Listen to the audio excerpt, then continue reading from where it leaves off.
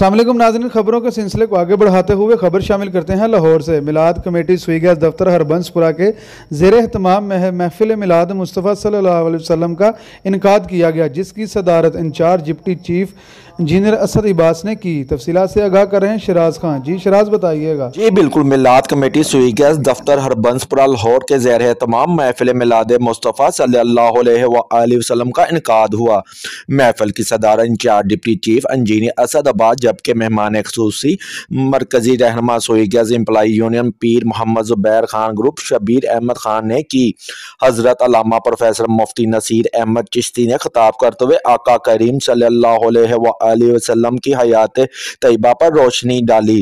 सैयद ज़ैशान कादरी, बिलाल भट्ट और महर यासर ने नात के नजराने पेश किए और आबद के फराई राजा अयाज ने अदा किए। महफिल में साबका ब्रांच सेक्रेटरी कारी Abdul Sattar, branch secretary Shahzada Saleem, chairman Lahore region Mohammad Asim, secretary union Chaudhry Atiqul Rehman, chairman Mohammad Asghar Gujjar, मुंतज़िम आला महमूदुल हक ईवान, वाइस चेयरमैन मियाँ फारूक समेत तमाम सब एरिया के नुमाइंदों और एम्प्लॉइज ने भरपूर शिरकत की।